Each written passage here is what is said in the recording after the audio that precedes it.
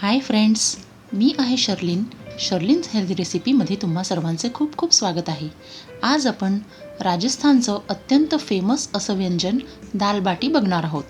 हे व्यंजन फक्त आता राजस्थानपुरतंच नव्हे तर इतरत्र सर्वत्र हे पसरलेलं आहे आणि सर्वांनाच हे खूप प्रिय आहे. आज आपण ह्या 2 वेगवेगळ्या शेपच्या दालबाटी बनवणार आहोत. व्हिडिओ शेवटपर्यंत नक्की बघा.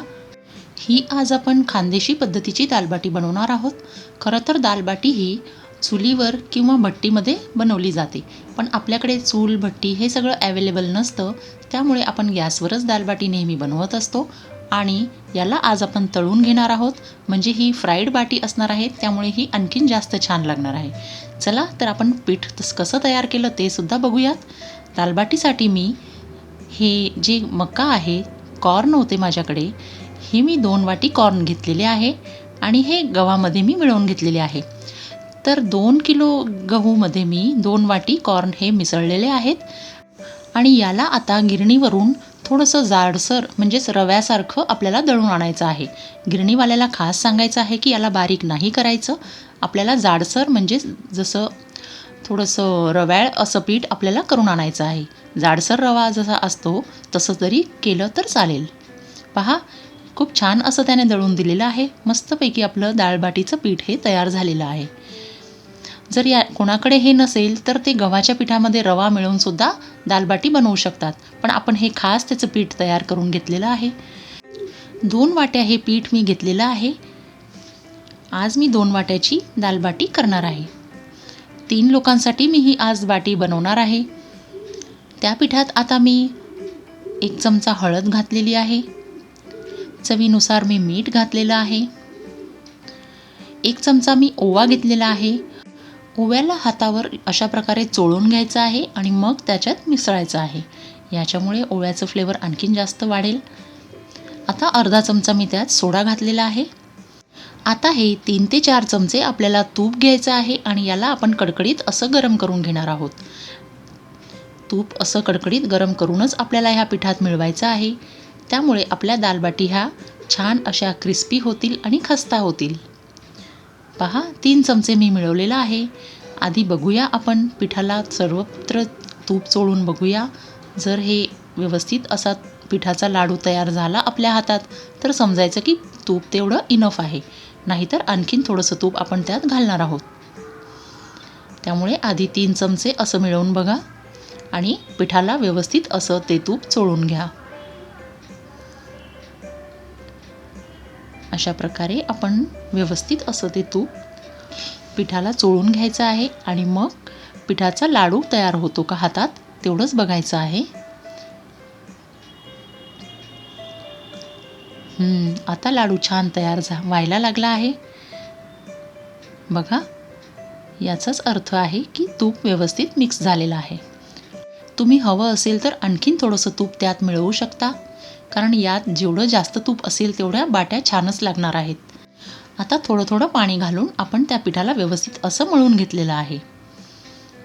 पिठाला असं खूप हार्ड किंवा सॉफ्ट नाही तर मीडियम डो आपल्याला लावायचा आहे. बघा, खूप छान व्यवस्थित असं पीठ आपलं मळल्या गेलेलं आहे. आता याला मी 10 मिनिटासाठी झाकून ठेवून देणार आहे.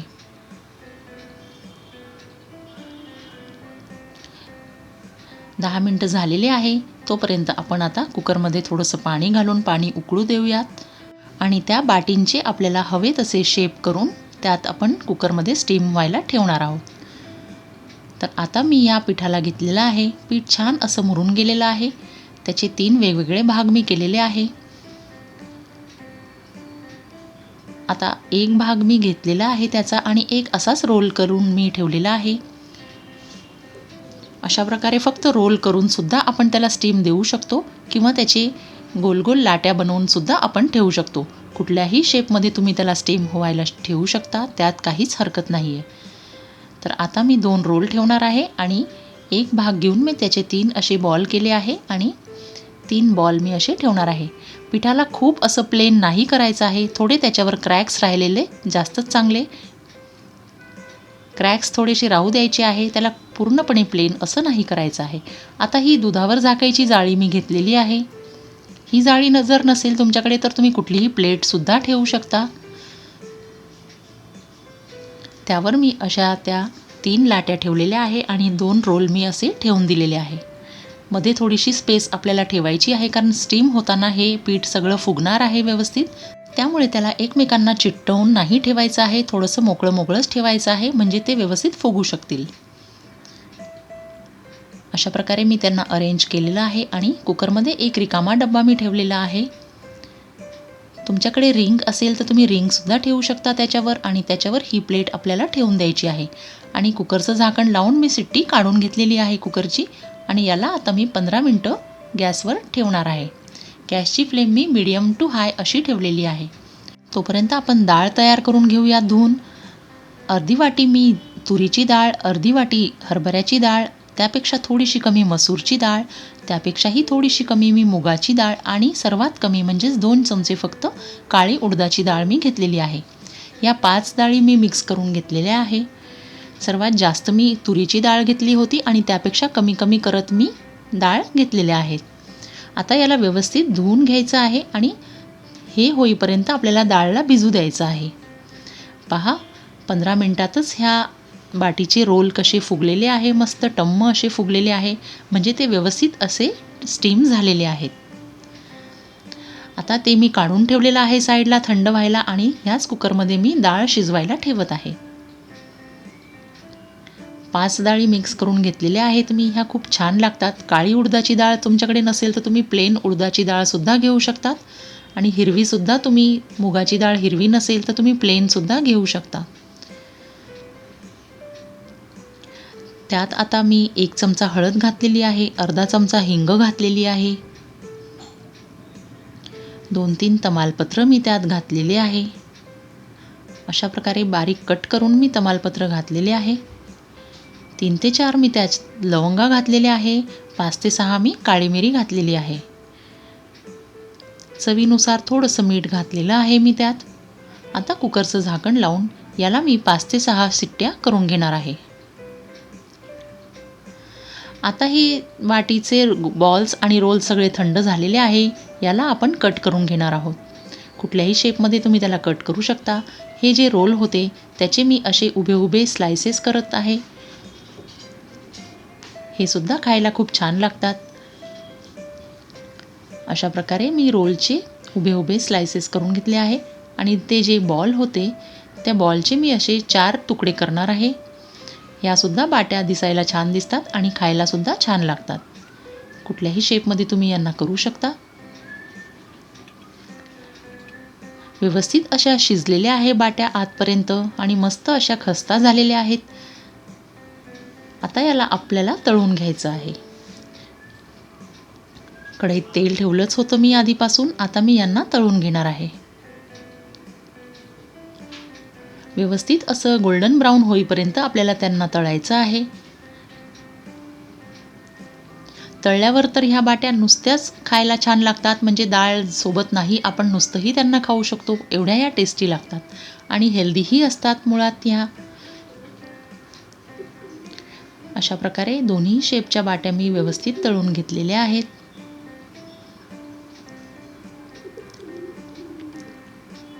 एकीकडे कुकरसुद्धा आपलं झालेलं आहे, त्याच्या 5 ते 6 शिट्ट्या अशा झालेल्या आहेत. खूप सोपी पद्धत आहे ही दालबाटी बनवायची, आणि केव्हाही आपण याला करू शकतो. पाहुणे आले, गेस्ट आले तेव्हासुद्धा आपण हे प्रकार करू शकतो. काहीतरी नवीन खाल्ल्यासारखं सुद्धा वाटतं. आता वरण फोडणीसाठी आपण आलं आणि लसूण आणि हिरव्या मिरच्या यांची पेस्ट करून घेणार आहे मी. पहा, अशा प्रकारे मी ह्या आले लसणाची आणि हिरवी मिरचीची पेस्ट करून घेतलेली आहे. याच्याने मी वरणाला फोडणी देणार आहे. कढईत मी थोडंसं तेल टाकलेलं आहे. त्यात अर्धा चमचा मोहरी, अर्धा चमचा जिरं घातलेलं आहे. जिरं तडकल्यावर आपण त्यात कढीपत्ते घालणार आहोत. त्यानंतर ती तयार करून ठेवलेली पेस्ट आपण त्यात घालणार आहोत. रेग्युलर तुमच्या घरात जसं वरण फोडणीला देत असाल तसं सुद्धा वरण बनवलं तर चालेल, पण दालबाटीची डाळ ही खास अशीच केली जाते, त्यामुळे ही रेसिपीज तुम्ही नक्की ट्राय करा. या वरणात हवं असेल तर तुम्ही चिंचेचं आंबटसुद्धा टाकू शकता. आता अर्धा चमचा हळद, अर्धा चमचा गरम मसाला आणि अर्धा चमचा लाल तिखट पावडर मी घातलेली आहे. त्यात आता 2 टोमॅटो मी हे मिक्सरमधनं जाडसर असे बारीक करून घेतलेले आहे, ते घातलेले आहे मी. टोमॅटोची प्युरी आपल्याला नाही करायची आहे, तर असंच जाडसर त्याला बारीक करायचं आहे. मिक्सरमध्ये टोमॅटो घालून मी फक्त ऑन ऑफ असं 2-3 वेळा केलं आणि जाडसर अशी टोमॅटोची पेस्ट तयार झाली. त्यात आता मी चवीनुसार मीठ घातलेलं आहे, म्हणजे टोमॅटो आपले लवकर शिजतील. टोमॅटोला साईडला थोडं तेल सुटायला लागलेलं आहे. आता मी त्यात कसुरी मेथी घातलेली आहे. कसुरी मेथीला सुद्धा मी 1 मिनटं असं फ्राय करून घेणार आहे. ती व्यवस्थित भाजल्या गेली तर त्याच्यातून खूप छान स्मोकी फ्लेवर असा येतो. आता हे मसाला आपण जो फ्राय केला तो सगळा मी वरणमध्ये टाकून देणार आहे. वरण आपलं व्यवस्थितपणे शिजलेलं आहे. वरणाला मी रवीने घुसळलेलं नाही आहे, त्याला तसंच राहू दिलेलं आहे. तुम्हाला हवं असेल तर तुम्ही रवीने त्याला घुसळूसुद्धा शकतात. थोडंसं कढईत पाणी टाकून मी ते पाणीसुद्धा यात घालून दिलेलं आहे आणि वरतून मी थोडीशी कोथिंबीर घातलेली आहे. वरणाची कन्सिस्टन्सी तुम्ही कमी किंवा जास्त ठेवू शकता. थोडीशी पातळ याला आपण करणार आहोत, कारण ते खूप घट्ट अशी डाळ झालेली होती. त्यात आता वरून मी अर्धा चमचा गरम मसाला घातलेला आहे. 1 ते 2 मिनटंच याला उकळू द्यायचं आहे. वरणला खूप छान फोडणी बसलेली आहे आपली. त्यात आता मी 1 चमचा साखर घातलेली आहे.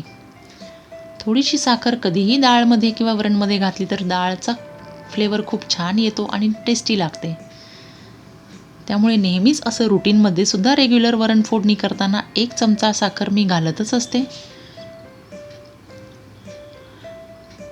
आता ही शेवटची स्टेप आपण मिस नाही करणार आहोत. एका कढईत छोट्याशा 2 चमचे तूप घातलेलं आहे, जिरे आणि मोहरी घातलेली आहे आणि ह्या लाल मिरच्या मी घातलेल्या आहे. तुपात ही फोडणी आपल्याला तयार करायची आहे. अर्धा चमचा मी हिंग घातलेली आहे.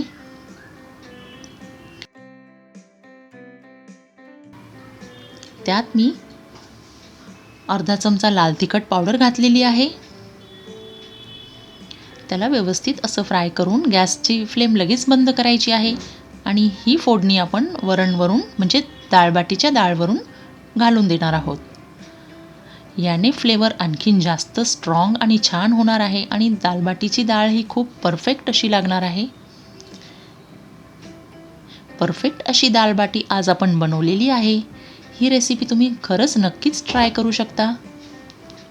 फोडणी वरून टाकल्यानंतर आपल्याला डाळला जास्त हलवायचं नाही आहे. वरती अशी तर्री त्याला तशीच राहू द्यायची आहे. आता अशा प्रकारे आपण दालबाटीला सर्व करणार आहोत. दालबाटी ही अशा पद्धतीने खाल्ली जाते. पहा, अशा प्रकारे बाटीला आपण व्यवस्थित कुस्करून घ्यायचं आहे हाताने. आतून मस्तपैकी शिजलेली आहे आणि मस्त खस्ता क्रिस्पी अशी झालेली आहे. हाताने त्याला असं चुरून घ्यायचं आहे आणि मस्तपैकी कुस्करून घ्यायचं आहे.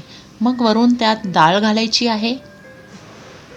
काही लोक बाटीला पूर्णपणे तुपात असं बुडवून ठेवतात. वाटीमध्ये तूप घेतात आणि त्यात बाटी अशी ठेवून देतात आणि बाटीला पूर्णपणे तूप पाजतात. तसं आपण नाही केलेलं आहे, कारण एवढं तूप आजकाल कोणीही खात नाही. त्यामुळे मी हे पहा असं वरून असं 1 चमचा तूप मी त्यात घालणार आहे. 1 ते 2 चमचे सुद्धा तुम्ही तूप घेऊ शकता. कितीही तूप आपण यात घेऊ शकतो. आणि अशा पद्धतीने दालबाटी ही खाल्ल्या जाते. खूप छान डिश आहे ही. सर्वांना खूपच आवडते. मस्तपैकी टेस्टी लागते आणि हेल्दीसुद्धा आहे. अशा पद्धतीने ह्या शेपच्या दालबाटी 2 शेपच्या मी केलेल्या आहे. कुठल्याही शेपमध्ये तुम्ही बनवू शकता. आणि पीठ तुम्ही दालबाटीचं असं तयार करून आणा. पिठामध्ये आपल्याला थोडंसं कॉर्न घातलं तर आणखीन जास्त क्रिस्पी आणि छान होतात. कॉर्न नाही घातलं तरीही चालतं. गव्हाचं पीठ तुम्ही तसंच जाडसर असं दळून आणू शकता. समजा जर तसं गव्हाचं पीठ तुम्ही दळून नाही आणलं तर 1.5 वाटी गव्हाचं पीठ आणि अर्धी वाटी रवा मिसळला तरीही त्या पिठाचे दालबाटी असे छान होतात. ते सुद्धा तुम्ही करून पाहू शकता. पण खास करून असं पीठ दळून आणलं तर पूर्णपणे गव्हाच्या पिठाच्या दालबाटी ह्या छानच लागतात आणि छानही असतात. त्यामुळे मी ही पद्धत केलेली आहे. ही खानदेशी दालबाटीची पद्धत आहे. खानदेशमध्ये घरोघरी या पद्धतीच्या दालबाटी ह्या केल्या जातात. तुम्हीसुद्धा ही रेसिपी नक्की ट्राय करा आणि तुम्हाला ही रेसिपी कशी वाटली मला कमेंट बॉक्समध्ये जरूर कळवा. तुम्ही जेव्हा दालबाटी बनवाल तेव्हा दालबाटी तुमची कशी झाली हे सुद्धा मला कमेंट बॉक्समध्ये कळवा. या दालबाटीचा हिंदी व्हिडिओसुद्धा मी माझ्या चॅनलवर अपलोड केलेला आहे. तो सुद्धा तुम्ही चेक करू शकता. व्हिडिओ आवडल्यास लाईक करा, शेअर करा आणि सबस्क्राईब करा. लवकरच भेटू एका नवीन रेसिपीसोबत. तोपर्यंत खुश रहा, फिट रहा आणि शर्लिन्स हेल्दी रेसिपी पाहत रहा. Bye bye, take care.